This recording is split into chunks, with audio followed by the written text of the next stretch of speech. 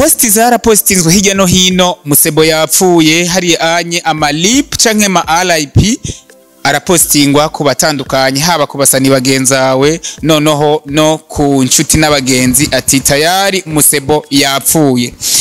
Uno musi turi kumwe mu kiganiro kuri Egozen TV. Tubwire mbega gupfa bimeze gute iyo umuntu wewe wapfuye byari bimeze gute? Gupfa birabishe mani. Gupfa birabishe cyane nibutse aho navuye aho Imana yankuye. Ni hatari ndagushiriye ku mayange. Gupfa Freemason novuga yuko ari nk'umuryango wa Satani. Umuryango wa Satani. Umurivyi mugenza wa Satbi canke Abubakar Karume no umwe aheruka kugira media tour mu gihugu kibanyi ca Tanzania hari anye ku ma TV online agatandukanye aho yakoranye ikiganiro n'umwe muri bagenzanje basanzwe bakora umwuga wo kumenyesha makuru ari we yitwa Chief. Hari anye bikagaragara yuko Satbi kuva akibona na Chief kumbure yahise yinjira muri Freemason. Iyo nkuru kiyumva nawe ntaco ya kumbe nta reaction muri wewe yajemwo ucumva iyo nkuru yuko Satbi yinjita yarinje muri Freemason. Abantu bambonye bose baratanga ati umwe bavuga ko yapfuye arasubiye kugendera ngaha ku isi y'abazima. Nta birutse babayemwo harimo abona hayambu bakanka kubusubiza hari nabona ari mfiti amadeni baca barayampebera. Bavuga yuko ngwiye umuntu ngo apfuye ngo apfa ibindi ngo mugabo amatwi abamuririra abavuga ya canke ariya ngo abayumva. Wowe wapfuye nivyo koko iyo umuntu apfuye arumva? Egozen TV umunezero wacu kuri twese. Nuko bakunzi ba Egozen TV twatembereye umwe mu bastar noneho yanditse amateka dasanzwe noneho azwi nk'ukubegwa kwa cyane akaba numwe azwi kwizina rya Musebo Tena. Umusatirizi nkaba mba namushikiriye kugira ngo tuyage ambwire vyinshi noneho na cyane cyane nkuko bamuzi ko nzandagera hirya no hino kugira ngo tuganire. Musebo Tena meze fresh meze neza. Mfise vyinshi nashatse ko tuganira ariko kandi aha ni iwawe tora gatebe wicare yajyanye cameraman kumbure agufata amashusho neza cyane tumeze neza ariko none amazi yakinju n'igikombe arawa star ni Musebo Tena namubaza ni nkorana ariko ndabibabwira yanditse ama hit song menshi amenyekana noneho ku ma video menshi noneho na meza agiye yagiye akorana n'abandi baririmbyi aho bava bibaza ko wisofye ko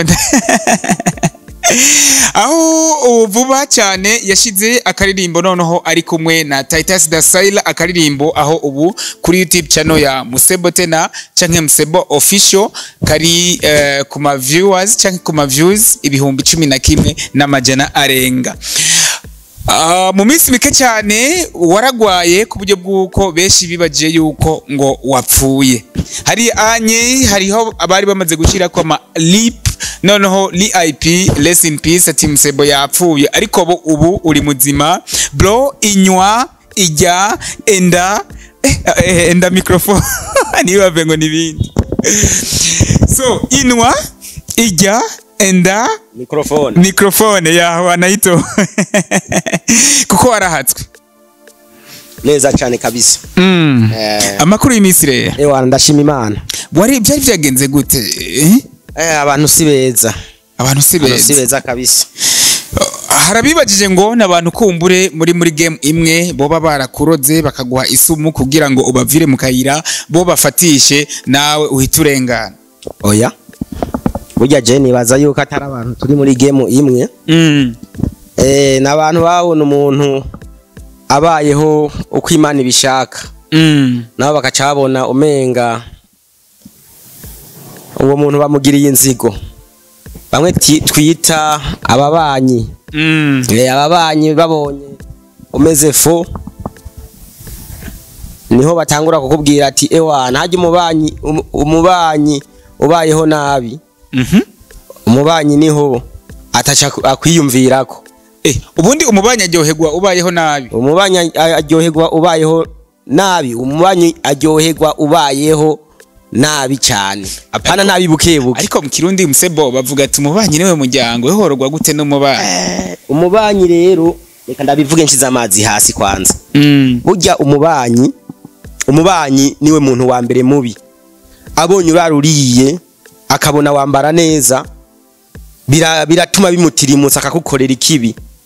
Ugasanga umubanyi ntimukiyaga kubera yabonye waguze umuceri. Ugasanga umubanyi ntimukivugana fresh kubera abonye wambara neza umurenze. Rero nivyo vyama bitubako natwe mu kibano babonye utagase ewana bagushira hariya down akavuga ati kute amaragi inyama n'imiceri natwe tubijya ku Noel no kuri Bonane. No kwibonane. Kuri no musi ugenekerezo noneho turiko wiyumva gute kubona uhemo ku mwuka w'abazima. Ewana ikintu ca mbere ndiyumvamwo ukwishima cyane kubona nkiri kwisi. Icya kabiri ndiwumva neza ko Imana ari mushobora vyose. Twe tukivyumva twibaje ngo ni challenge urumva ko aba star canka abaririmbyi iyo habaye ikintu biragora kugira ngo umenye ukuri. Ko byukuri ivyo bintu vyabaye kuri Musebo vyagenze gute ducire ku mayange vyagenze gute wagwaye gute byatanguye gute hanyuma Imana noneho birangira gute ikurokoye. Ewa ni bikuntu vyagenze urabona abantu dusanzwe dukwega akantu kamwe mura none ko ubusigaye nywa amazi byatumye ukitwa ubu nywa amazi ubu sinza ndanywa ivyo mbonye vyose. Urabona nagiye ndafata ndangura akayoga bita Heineken ndagatahana ndagafungura fresh hama ku Heineken burya vyarangiye mbonye icupa gihinduye. Icupa gihinduye mbona Heineken yatanguye gucika ibintu bisa n'ugwatsi. Gusuka mu kanwa numva ni acide. Ibintu vyagenze. Aho hari mu masangabi. Aho hari nka saa 11:30 z'umugoroba haje umuntu nyene abacuye akazi kugira atangure kwiyuhagira basi iyashu. Wainyo ari Heineken ariko ibara ryahindutse ntigisa na Heineken mu kanwa wumva umengo unyoye acide. Reka mu kanwa numvise umenga ni sinzi abapeti banyu bavuga ati kiki ngo irasara niko bavuga. Kiki ntisara ahubwo yari kiki nk'incuro nka 50 numva mu kanwa ururimi ruriko ruraka kuraba ukumbona ururimi rurera. Ewana aho nye ntangura kumva munda isogi zashikiriwe. Cavuga takweri aharabaye ikintu canirukira kwa muganga baca banshiramo amaserumu. Ntabwo watinye koko numva ngo iyo umuntu yarozwe ngo bakamutera irushinge cyangwa bikagira ngo biranyaruka cyane ngo waca yitaba Imana.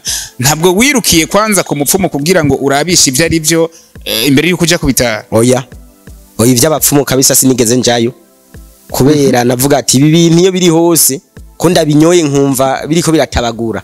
Kwa muganga naho barazi yuko umuntu anyoye acide aba bafise imiti. Narumvise nyene ko nyoye acide. Ewana camvuga atampaka kwa muganga candanyaruka kwa muganga kwanza maze gushikayo barumva nyene kweri ko umuntu ameze fo baca banshiramo serumu. Bukeye mu gitondo ewana za numva ndaremvye sana. Ewana za numva rero ubwenge buragiye kuva saa 9 z'igitondo gushika 12 z'umugoroba ntaza hondi. Ewana nuko vyagenze kabisa. Bebasha ubwo Musebo wa kera twari tumuzi kuturirimbo twa ibijumbu kuturirimbo ikicana kuturirimbo twa hariya anye ni twishi cyane wagiye urakora ubwo ya mind noneho yo kwandika imistari yagira ryohera abatari bake ubwo warayigumanye mu gihe acide yari kugejeje habi hariya anye ntihabuza akantu kanahindutse. Mu bisanzwe umuziki narakubwiye no muri cya kiganiro ca mbere yuko umuziki ari impano. Umaze kuba ufise impano mu mutwe umaze kuba ubwenge bukujanye impano igatakara n'umuntu aba yatakaye. Bisanzwe impano ndacayifise n'indirimbo vuba ndashaka kuyibaha ikuntu vyagenze vyose. Kuko kari nka gafilime kambaye ko vyose ndashaka kubaha muzovyumva mu ndirimbo igira isoke vuba. Bamwe bakavuga ngo nabakobwa ngo bakuroze ngo sivyo kabisa sivyo. Abakobwa ntibonshobora ngo hari abo uba warabenze kumbure ngo bagaca bashiramwe kantu kugira ngo bapfume bakubura bose. Abakobwa ntibonshobora kundoga. Abakobwa hajya n'abana beza kandi n'abagore bose ni beza. Gusa bose sabo gutuma. Bose Sabo gutuma. Ushaka kumutuma amazi akaca kuzanira ya acide nyene. Reka nababwire ko Musebo namugarukanye mu gihe noneho twafashwe n'akababura twibaza ngo witavye Imana, ariko Musebo ni wa wundi nyene bro ntiwonze. Ahubwo naciye ntagata cyane. Ashutagate. Barahenura Imana igahezagira. Barakabona bakuroze. Oya birababaza reka. Ahubwo gusa abantu si beza. Muga Imana ni nziza. Kubera harabaye nikomba amane. Rega je yari filime nabibonye. Harabaye nikomba haraje umuntu nyene yabigize mbona. Uwo murozi yakuroze waramumenye. Naramubonye mu bihwewe ndamubona ewana. Maze kubona ya Heineken ihindutse cyane. Naciye mbona yuko hariho umuntu namubonye kabisa. Mu byijiji canke uramubona. Ndamera nk'umufata turanyarana cafata ya Heineken acasuka mu kanwa. Arayikunywesha. Casuka mu kanwa. Naramubona tunyarana. Wari wenyene aho hantu canke? Reka. Erega si za Heineken za zindi zimwe zo mu icupa rimeneka. Ni twa du Heineken two mu dupacu. Ucu tubona twa tundi tuva muri Kenya. Turya nyene. Wewe uwanka kunwa uwo murozi agwana kunywesha. Agwana nywesha mpaka ndanywa. None muga kubuntu bw'Imana ubu ndiho. Nta nduru wigeze ukoma kugira ngo bagutabare basi. Twaranyaranye twaragwanye kabisa. N'inkungugu yaswe gutuma kabisa. Nico bituma ngwambwa ati Imana nayo. Umusebo rero ubu nka bitatu kumbure byatumye uhinduka, ndumva ko utakizera abantu ijana kwijana nkuko wabizera. Ubu Musebo yarokotse akarokogwa n'Imana. Hari abantu benshi bazi yuko ngo abasani ngo Imana ngo itabazi ngo kuko ngo nta ndirimbo z'Imana ngo muririmba, ariko zijya nazo ziba zirimwe ubutumwa. Sinovuga ko ari za Satani kuko nazo zifite ubutumwa, zifite abo zihindurira ubuzima, ariko kandi ibintu nka bitatu ushimira Imana kumbura imbere yuko simpave ndanavyibagira imbere yuko ninjira mu mwuga wanyu musanze umukora wo kuririmba. Ego ikintu cyambere nshimira Imana kuba yarandokoye ubu ndi muzima, kuko benshi bari bamaze kuvuga ko napfuye. Icya kabiri nshimira Imana nuko ubu naciye mpinduka. Ubu nukuvuga sinkinywa ivyo mbonye vyose. Kandi ubu ndagenda neza ku bantu, kuko ujya gutwengera niwe abari kariyumvira ku mutima ko yahongora. Na cyane. Muri ivyo rero ndashima Imana cyane. Ubu ikintu nyamukuru nshima ni Imana kabisa. Ikicyana naco ikicyana kijya nikibe kiratembera haje cyari kurira. Ngira ngo nico cyambere cyatanguye kwicuza kira niyumvira ibihe byinshi mwaciyemwo. Iki afatiye Musebo wanje ndamubutse.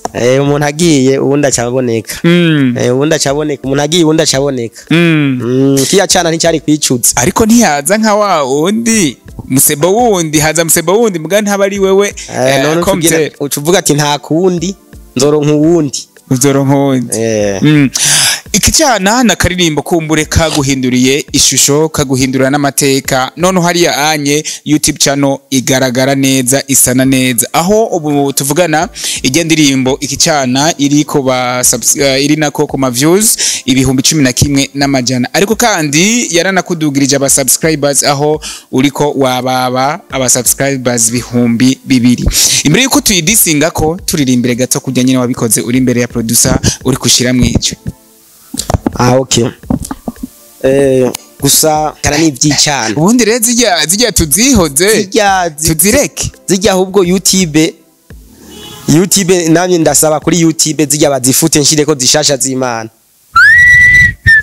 None ko nzi ubu indirimbo ziko zirakundwa cyangwa ziko zirafatisha abari indirimbo kabisa zigaragaza mu dusutwa tumwe cankemwe amajambo. Hari anye harakaririmbo gashasha noneho aho gasohokera ka Apotre Mubaya na M Davido kitwa Technology.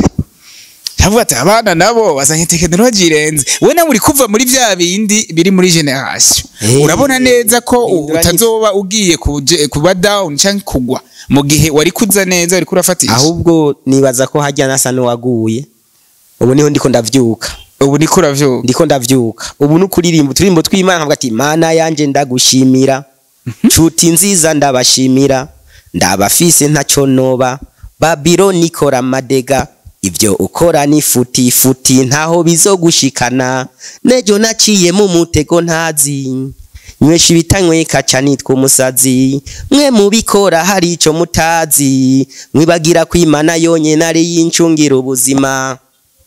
Iyo ndirimbo ikura yiririmba ndumvamo akantu k'injana y'amapiano n'amapiano n'Imana gute oya amapiano n'umudiho uranzi Imana nayo n'Imana Imana n'Imana tugusezerere rero muri Profane ugiye kwimukira burundu muri gospel music ewana ubu ndatanguye kweri tanzo babintu vyiza kandi bicanze n'ivyisi n'ivyijuru duhe akararo k'ivyisi mbega ivyisi biba bimeze gute ivyijuru biba bimeze gute ivyisi n'abantu ivyijuru n'Imana n'abamarayika ubu ugiye kubana n'Imana n'abamarayika gusa ngiye kubana n'Imana n'abamarayika hama mbane n'abantu mugatu bane tuzinanye sha ujya muntu yakuroze ndamushimiye kuko niwe yatumye guhindura oyo ka umushimiye ahushimiye shitani no ubugiye gukizwa kubera ko Imana yakurokoye igukura hajya ahantu muri kijya coba gombujemo ntubona yuko kumbure mu gihe abafana bawe barabagukunda kumbure bona ko uririmba Profane bagaca bona wimukiye muri gospel music ntubona ko ugiye gutakaza abafana ko oya abafana sinshobora kubatakaza kubera baramenya yuko ibintu bitegezwa guhinduka ariko gashawa turirimbira ivyana ukaturirimbira ati tikicana kunuku ugaca uhindukira ukaja mu bintu vya Yesu canke vy'abande ntona yuko hariya anye nabana kubatakaje oya ni kubera nyene Imana ahantu yankuye naciye mbona yuko ivyo narindimwe ntegezwa kubivamwo uzurabe kuri Facebook urapostinze ugwana rutagase umwana w'ingidi w'amataye ucyuna postinga Apotre kanaka canke basuga postinga nyene umuntu like nyene umuntu ameze fresh mugabo atagasamazo afise wibaza muri abo ntubuze abavuga butumwa uzi ushaka kuvuga ati reka postinge kumbure Apotre nka tureke bajyanye bamenyekanye ariko ujya wundi kumbura ujya muvuga butumwa wundi ubuzi ti nko mudusenga hamwe pasiteri wacu ujya wunda gaca postinga rero wa mwana hari anya afisa amataye atesa meze ukuntu umwana ari sex ubibazi yuko ari inde muntu mwabo babiri ashobora kuronka ama like menshi canke amajeme menshi mu bisanzwe umaze kugira amahitamwo ivyo kurondera ama like canke ibi nabiriya si vyo bukirimwo je nagizemo amahitamwo bivanye n'ukuntu mbonya Imana inkuye mu vyaha wakora ubu utagikora ni nk'ivyaha icyaha cya mbere n'akaboregwe naragahagaritse ugusambana nari nsanzwe ntabikora cameraman uravye musebo tena frame aho uvuga yuko bavuze ati buri muhungu wese akubitwa inkoni n'abakobwa yasambanije nta nkoni igihumbi wo kubitwa cameraman mubwire basi nta nkoni ijana wo kubitwa abona mu gahanga vyanditse nta nkoni ijana wo kubitwa nta n'inkoni zitanu ngira nkubiswe nyinshi no kwitwa zibiri zonyene nturakizwa gukura benshi narakijijwe vraiment ubu kandi namaze kwakira agakiza bivanye n'ukuntu nabonye ivyisi bigenda bihindagurika ugukizwa ukiri muto je ndibaza ko biba bigoye kubera ko ushobora kurengana muri quartier umwana mwiza mwana ateye neza niko abanyarwanda hari abanye babivuga ngo ateye neza uravyumva hari anyo gaca ku mufana wawe mwiza w'amataye ugasanga urahindukiye bitari mu nteguro kubera ko uwo mwana kurenganye nico gituma nako ndavuga ati gukizwa ukiri muto biragoye cyane we birakorohera cyane yaho ushobora gufata agakiza ntiwiyumvire ba Greta ba Mihaye ba Grace kumbure bose ukarekana nabo bijya nasanze byose nasanze ari ivyisi bwa mbere bashaka kurengana abakobwa nka gwari igikebu ariko ndi muri Yesu ndi mu Mana uri mu Mana ubu barahindukira nkabona nk'abantu ndahindukira nkabaraba nkabona ko ari abantu nk'abandi. Posti zarapostinzwe hirya no hino, Musebo yapfuye, hari anye amalip canke ma RIP arapostingwa ku batandukanye, haba ku basani bagenzawe noneho no ku nshuti n'abagenzi ati tayari Musebo yapfuye. Uno musi turi kumwe mu kiganiro kuri Egozen TV. Tubwire mbega gupfa bimeze gute iyo umuntu wewe wapfuye byari bimeze gute? Gupfa birabishe man, gupfa birabishe cyane. Nibutse aho navuye, aho Imana yankuye ni hatari, ndagushiriye ku mayange. Gupfa urabona urupfu, iyo urupfu rukwatatse urataka. Gutaka mu kirundi ciza ni kuboroga, uraboroga ukumva ubabara cyane, ukagira ububabare bwa cyane, ariko ngo ububabare birangira buhagaze kubera ubu bwenge buba bugiye. Ubwenge rero umaze kugenda ucuja ahantu utazi, hama aho hantu utazi hagiye ukuntu nabibonye, naciye mbona bimaze guhagarara byo kubabara, naciye ntangura kubona ahantu hari igitambara cirabura. Igitambara cirabura? Aho ubwenge wari ukibufise? Ubwenge bwari bwagiye ahantu nabona gusa, nabona ivyo byonyene vy'igitambara. Rero ico gitambara nkavuga ati ngira ndasinziriye canke nkiyumvira yuko noba atangwara nimwe mfise, urumva nta mubabaro usura kumva na gatoyi. Bavuga yuko ngo umuntu ngo apfuye ngo apfa ibindi, ngo mugabo amatwi abamuririra, abavuga ya canke ariya ngo abayumva. Wowe wapfuye nivyo koko iyo umuntu apfuye arumva? Je no bibeshuza, umuntu apfuye ntasura kumva.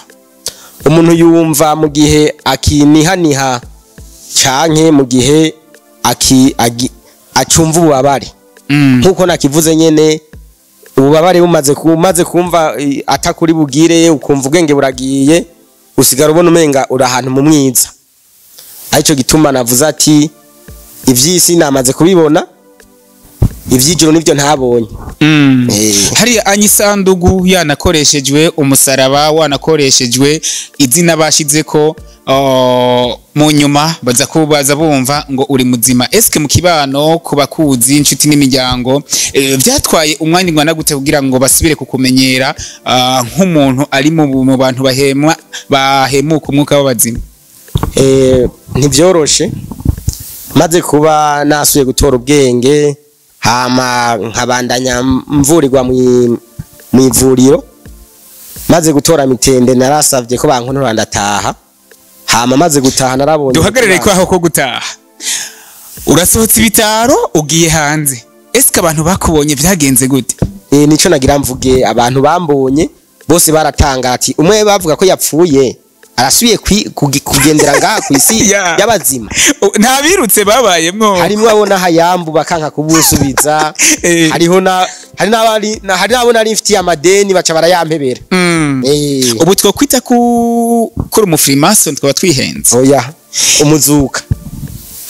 Ni gute umuntu apfa? Iyo umuntu akenshi iyo umuntu yapfuye hama kagaruka, akenshi usanga agaruka atabwenge afise, kubera ko baba bavuga ati uyu muntu sinzi, abenshi bacavuga ngo agarutse atabwenge afise kubera ko ngo yahava amena amabanga, ngo iyo umuntu apfuye bigenda uko. Ubu urayamenye, ntabwo ubona ko Freemason igiye kugufatira ibihano canke kugushira mu bihano canke kuraba ikindi kintu gukore kubera kumenya amabanga? Ijya mbere na mbere avuze ibitambara vyirabura, warakibonye igitambara cirabura umaze gupfa. Mu bisanzwe sinovuga ko ari Freemason, ni Imana yabishatse ko ngaruka. Rero kumena ibanga ry'Imana, ati Imana ni nziza, nta kosa ririmwo. Nta kosa ririmwo, no kuvuga ubu nibaza yuko ndi mu Mana n'ababikoze uko boshobora kunanirwa. Ariko muri wewe uremera ko Freemason ibaho? Freemason je sindayemera kweri, kubera Freemason novuga yuko ari nk'umuryango wa Satani. Umuryango wa Satani? umuririmbyi mugenzi wawe Satbi canke Abubakar Karume no umwe aheruka kugira media tour mu gihugu kibanyi ca Tanzania hariya anye ku ma TV online agatandukanye aho yakoranye ikiganiro n'umwe muri bagenzanje basanzwe bakora umwuga wo kumenyesha makuru ari we yitwa Chief hariya anye bikagaragara yuko Satbi kuva akibona na Chief kumbure yahise yinjira muri Freemason. Iyo nkuru kiyumva nawe ntaco ya kumbe nta reaction muri wewe yajemwo ucumvi iyo nkuru yuko Satbi yarinje muri Freemason. Jewe musanzwe nkuko sanzwe nkora umuziki abo bene wacu ibintu bavuga keshi hariho usanga ari Benz ushaka gusanga bavuga ngo binjiye muri Freemason kugira gusa babandanye baronka ama followers bavugwe cyane rero je nibaza yuko Freemason ntibaho shora kubona yuko amatungo nkajya Chief mu gihe akiri muto cyane ari kubiyakura he na cyane cyane aho biba bigoye cyane kugira ngo ushobore kugira imiduga nk'iye y'agaciro. Je ikiganiro bakoranye narakibonye kandi narakirorereye mpaka ndakimara ariko bijya ushobora gusanga yaba nk'ikariyako ahantu yaba kahagurisha hose akacaza kuba mu gisagara hamugasanga ijya etaje arayipanze hamijya miduga nayo gasanga yayikuye muri abo matungo yiyo yarasanzwe aba mugabo bikaca vyitirirwa Freemason kugira ronke hit. Ubu wewe woronka inzira yo kwinjira muri Freemason ntabwo kwinjira jewe oya babiri canke batatu canke umwe ushimira mu bariko baragenda baduza izina ryawe rya Musebo. Ego imbere yo gushima ahubwo mbanze mpoze umuryango wa Bitege. Uyu Bitege rero n'umwe mu bamfashe mu mugongo, umwe yashoboye gukora kijya kintu nkabonekana mu bastare bo mu Burundi nk'umuririmbyi wo mu Rutana. Rero nkaba ndamubwiye akomeze kwihangana kandi Imana imufashe hama twese niyo nzira. Mbega ico gishasha tucitege ryari gikorwa gishasha tucitege ryari mu gihe noneho twari tuguhombye ariko waragarutse iyo ndirimbo shasha ihimbaza umuremyi ariko izo biri mu njana y'amapiano reka mene ngiye wanga kuko je nk'umusatirizi maze kumva freestyle ndumva yuko iyo ndirimbo izobikoze muri R&B canke hip hop canke rap canke mu njana kumbure y'amapiano. Mbega ico gikorwa ryari tucitege? Gikorwa sikera gikorwa nibaza yuko hasigaye nk'ukwezi kumwe gusa kice kija ku mugaragaro. Izo bari collabo canke n'igikorwa cyawe bwite? Azo bari jewe nyene ubwanje. Tugushimira cyane vyimva mutima Musebo tena hariya anye numwe mu baririmbyi bakomoka mu Iburunga hariya anye mu ntara muri komine Rutana. Hari amagazeti yagiye arasirikira hirya no hino hariko Musebo, Roriro, Diamond Platnumz, kumbure n'abandi benshi bagiye batandukanye ba Natasha bande ariko abenshi bakavuga ati Musebo yashoyemo amafaranga zijya gazeti niwe yazikoresheje. Mbega nivyo? Ico kibazo caje kera ariko nibaza ko atari ico. Nibikorwa twariko turakora muri ico gihe hamajeje gusohora ry'amagazeti barabona yuko natwe dukwiye kujamwo muri uwo mwaka nyene wa 2020 twari turakora cyane ibikorwa tukaza turavyerekana amanagere tubereka ati murabona aho tugejeje bacavuga ati twe tiko turaraba kweri muri ku kivi reka dutangure kubamamariza ibikorwa vyanyu nuko vyagenze.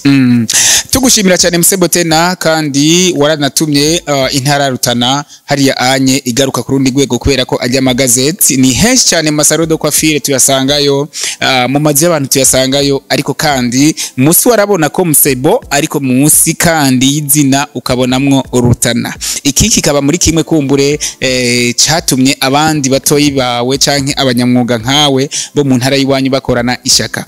Musebo tena ndagushimira cyane vyiva pore sana Mr Bitege kwisi niko bigenda ariko kandi kwisi turi ngenzi birabaho kandi vyamaho ariko kandi turahojeje umuryango wa Bitege nkuko umuririmbyi wahejeje kubivuga Musebo tena ariko kandi reka nagushimire vyimva mutima nizera ko ujye mu ruzi yakuroze hariya anyera atwaye impano ikomeye cyane kandi twari gomba nk'abantu kumbure dusanzwe